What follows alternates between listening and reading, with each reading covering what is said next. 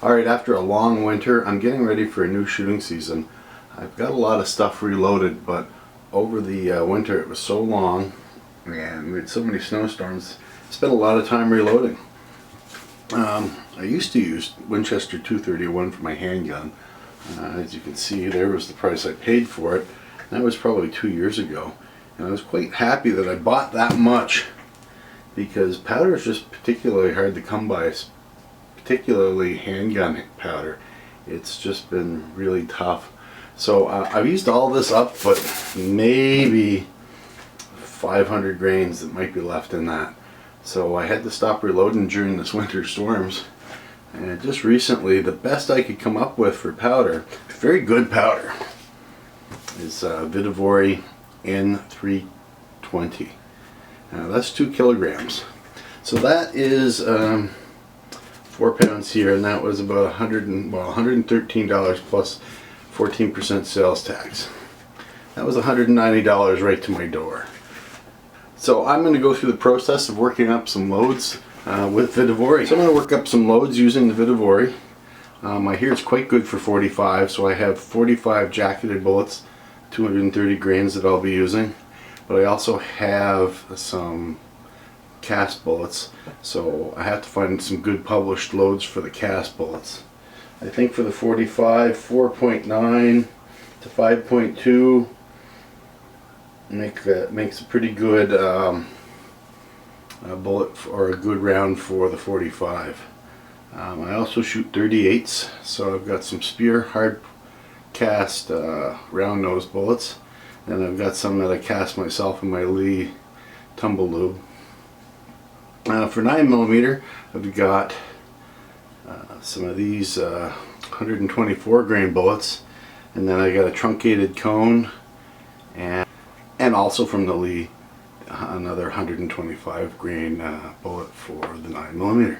So we're going to go through this, and hopefully through the summer we'll do some videos on reloading with Vihtavuori. It's a nice powder. Apparently it's quite accurate and very clean.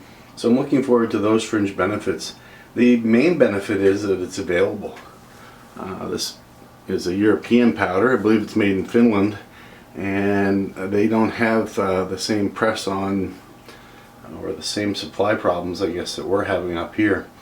Anyway, drop a comment below if you're using this powder. If you want to private message me with your favorite formulas, that would be great. And as normal with reloading, you have to find a load that you're comfortable with, you know, from a published source, and safety is your own responsibility. So we're breaking the seal on this sucker.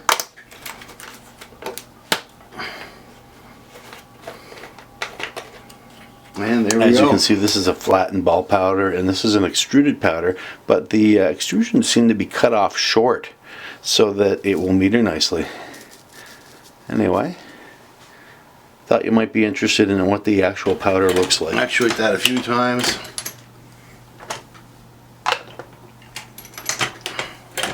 Just to make sure she's running smoothly. Alright, now I'm going to measure out the loads.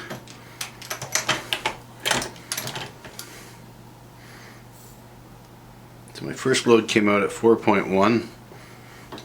Alright, so we have our scale set up. Oop, I lost a few on that one. 4.1.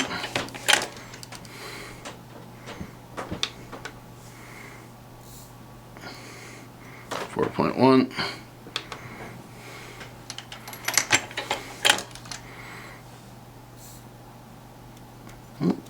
Oh, there we go. 4.0. A little bit stuck in the case.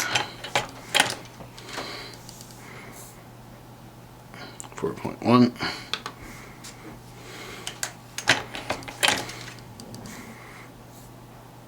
And 4. So it seems to be dropping pretty consistently, so, well, no, 4.1. Perhaps I just haven't let my scale set. And I'm just going to check what disc I have on this because I'm running it in a Lee powder drop, so we will have a look and try to remember that one because the 4.1 corresponds with my 9mm load, 3.7 to 4.3 for a full metal jacket. Here are the results from the powder drops. 15 drops, and we had 9 4.1s, 5 4.0s, and 1 3.9. So the results are pretty promising. I'm using the Frankfurt Arsenal digital scale, and number 11 was the only one that deviated at all at 3.9. Alright, I wanted to go over the economics of the Vihtavuori powder versus the Winchester 231. I mean, that's the obvious disadvantage of the Vihtavuori is, for some people it's the availability, but frankly for all pistol powders now it's availability, so I don't consider that a disadvantage. In fact, because it's more expensive, a lot of people are a little cheap and probably wouldn't consider buying it. You get 4 pounds and 28,000 grains. Here you get 4.4 pounds, 2 kilograms, and you get 30,800 grains for about $200. Well, it's 0.46 cents a grain for the Winchester 231 and 0.65 cents for the Vihtavuori. Now that works out to 2.2 cents per grain difference, and on a 5 grain load that works out to about $1 for every 100 rounds. So really, I mean, it works out to a penny a round. And for me to have a stable supply of powder, 1 cent's worth it. So this is supposed to burn a little bit cleaner, so that might actually save me a little bit of time, and I might not have to clean my brass quite so often. But I guess we'll see, and we'll see how accurate it is. The proof's in the pudding, and we'll be posting some targets and maybe some chrono results from these loads. Thanks for watching, and I will see you at the range.